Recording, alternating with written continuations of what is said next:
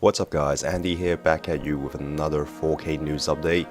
Today we've got a few topics to discuss, so let's get right into it. So the first thing that I want to touch up is Iron Galaxy wanting to basically port Monster Hunter World. It's one of those games that Switch owners have kind of asked for it, like, you know, it would be nice, like, you know, for it to be on there, considering Monster Hunter has been primarily on Nintendo platforms for the last couple of years. I know it has always done well on, aside from Nintendo consoles, it's been done well on Sony platform as well, so it's selling well right now.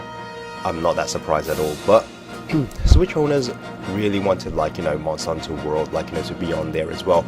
Now, if you've listened to my, my third-party Capcom video, I talked about how Monster Hunter World might seem a little too a bit like, you know, of a graphically intense game to be ported over to the Switch, like, you know, unless you've downgraded significantly, because it is somewhat open world as well, so I'm just not too sure if the Switch can handle it. But it seems like the folks at Iron Galaxy, they seems to felt like, you know what, Capcom, they basically just went on their Twitter, they talked about, like, mentioning how to Capcom that, oh, give us a chance, like, you know, let us prove ourselves that we could potentially do a port of Monster Hunter World. Like, you know, they said that, oh, if they've got the chance, they will prove that they could actually do it, put it over to the Switch. And I'm like, you know what, the way how with Iron Galaxy that I've been looking at their resume, it's like their resume doesn't exactly inspire confidence in me. At the very least, like, you know, the ones that I've seen is that they did the port for Batman Arkham Knight for PC, and to say that it just didn't run smooth on PC will be the biggest understatement ever. Like, it ran horrible, like legitimately horrible. And then I believe they did the Borderlands port as well, like, you know, that was on the PlayStation Vita if I remember correctly, and as far as I know that was also not very good. But however, they did do the port, as far as I know, because I actually didn't know this before. They did the port for Skyrim on the Switch, and that was a pretty good port. Like, I played it myself, and it was actually not too bad. Like, it ran exactly how I thought it was going to be. It wasn't going to run at 60. It just ran and played pretty much exactly as how, like, you know, the other versions were, and they were based on the PS4 and Xbox One, like the enhanced edition. But so in that kind of sense, I felt like, alright, maybe they can, like, you know, just going by that alone. But what inspired confidence in me is that when they did the Batman Arkham Knight port, as well as the Borderlands port, that was before Adam Boyers actually took over the company. So, like, you know, ever since he took over the company, obviously then we saw Skyrim, although it's just really one title, so, like, that's kind of like, while a good sign, but you still just aren't sure. So if he's going to be, because on Twitter it was him that tweeted the message directly to Capcom, so if he has confidence in it, then, you know, I felt like Capcom, it might not be bad to give these guys a try, like, you know, maybe let them prove themselves. I mean, you could watch all of this in the back scene, and if it, like, you know, doesn't work out, you could just, well, part your ways and that kind of stuff if they really can improve themselves. But in the same time, I do have this feeling that Capcom is most likely going to make their own Monster Hunter for the Switch. Like, if it's not going to be Worlds, it's probably going to be a brand new game. And like I've said in my Capcom third-party video, I do personally think a new game that is exclusively to the Switch probably is going to be better than having Monster Hunter World on there. But that's just me though, so let me know what you think on that one. So moving on, we have a very interesting topic that I want to discuss, is that right now the Switch seems to be lacking a genre that is really popular on other platforms, and that is Battle Royale games. Of course, that instantly means that PUBG and then the Fornite and stuff. And while PUBG, we've heard absolutely nothing from Bluehole that it's coming to the Switch. However, the good folks over at Epix has been asked about Fortnite coming to the Switch. And I believe there was somebody who asked on their Twitter page, and somebody did respond that, yeah, they would love to actually have it on the Switch. And here we have another studio that I have mixed feelings towards, but needless to say, I think it is pretty exciting, like, you know, if Fortnite is coming to the Switch, and that's Armature Studios. They've posted up on Twitter on their Twitter account that says some exciting projects happening at Armature right now. An original IP console project, an original IP VR project, working on Fortnite. Then they just, like, you know, left ... and we are having a blast doing it.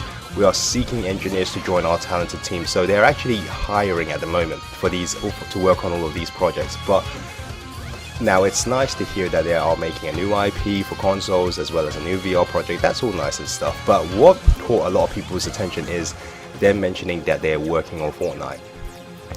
And then they just, like, you know, left, like, you know, like I said, they, after Fortnite, they just left ...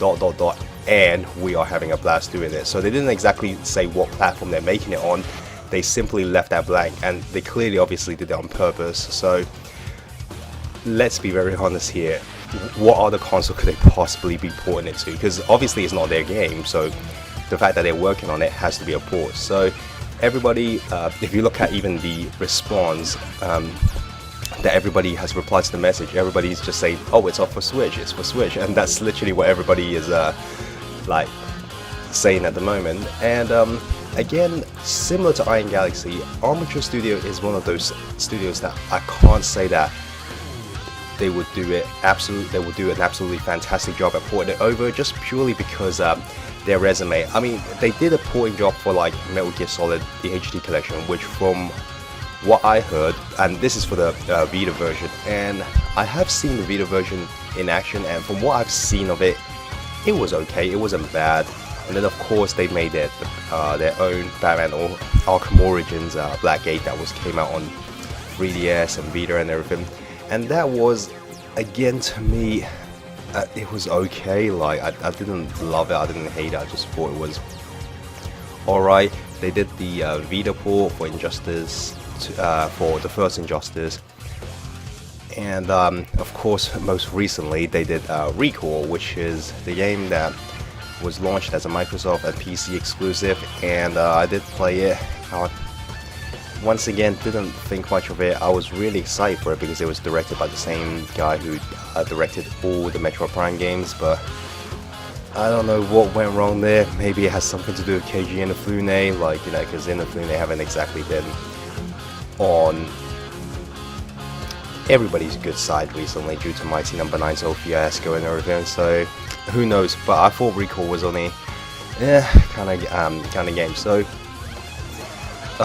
if they are indeed doing the port of Fortnite, who knows, like, just going by their resume, I can't say that if it's going to be a great port or not, although I do want to be, like, you know, optimistic about it. I do, if they are indeed, like, you know, porting it over to the Switch, I just really hope that they do a great job at it, and that's really all I can say. But once again, what do you guys think about all of this? Do you think Armature is the right studios to port it over to the Switch, or would you much rather have somebody else handle it, like somebody, again, like Panic Button? Although at this point I think Panic Button is just a bit too busy, like, you know, doing port jobs for everything. It's like, because obviously they did Doom, they did Rocket League, they're currently doing Wolfenstein the New Colossus, so maybe they're just too busy, and Armature might just be free right now that can do it. So if they are indeed doing it for the Switch, I just wish them the best of luck, because from what I've played a little bit of Fortnite yet, it's one of those games that if I could have it on the go, I know I will play a lot more than it just being on the console. So, and it doesn't seem like that big of a difficult game to port. I'm pretty sure the Switch should be able to handle it, no problem. But again, if they can do it, that'll be great. Now, of course, this goes to our last article here, and that is, this is something that I was hesitant about reporting because it's heavily rumored, and to be perfectly honest, I wouldn't be so surprised if this was actually reported as fake. But website TNM has reported that there's a rumor going on that Ultimate Marvel vs. Capcom 3 is coming to the Switch, and they provided a video to show it as well. Although they clearly say it's a rumor, they're not saying that like it's legit or anything. As a matter of fact, they themselves have even said that it could be a fake, like, you know, maybe somebody just did a really good job at like you know, cleverly crafted a fake. So it could be, unfortunately the video has been taken down now, but when I did have a good look at it, it looks convincing, but then again, in this day and age, it's like anything could be done. Like it's not exactly like impossible to do something like this. So again, unfortunately the video has been taken down, so I can't really show it anymore. And the video actually surfaced from 4chan, so this was also another main reason why people kind of just wrote it off that it's going to be fake, because most of the leaks that came out of 4chan is usually, now don't get me wrong, they've been right in the past, but I would say they've had more misses than hits. So again, I wouldn't be baffled at all, like, you know, if this was actually turned out just to be fake. If it's real, then it's, again, it relates back to my video that I've made just literally, like, you know, yesterday, where I talked about the third-party support from Capcom. That I said that if they do it, I do think it makes perfect sense, purely, again, going back to Capcom's previous statement that they would love to release ports to the Nintendo Switch that have never been on Nintendo consoles before. And since MvC 3 have never been on Nintendo consoles before, this one seems to fit that statement perfectly. But for me, it's like they certainly picked the one that I actually want, because again, in my video I've literally said that I could really care less whether or not it's Infinite, because Infinite just didn't really impress me that much. If I was to take the two, I'd rather take Ultimate MvC, just purely because it's, well, for starters, way more characters, and just like probably keep me hooked on, like, you know, more so than Infinite. Or if they won, and I think this will be the more logical thing to do, yeah, it's just to release, again, a collection. Just have Ultimate MvC 3 and have Infinite, hopefully have, like, you know, your so-called DLC characters, like, you know, bundled in as well, yeah, and just to sell it as a one whole package, especially if Capcom is planning to charge people 50, like, you know, around $54.99 over here, or like $49.99 over here, which equivalent to like about $60 over in the States.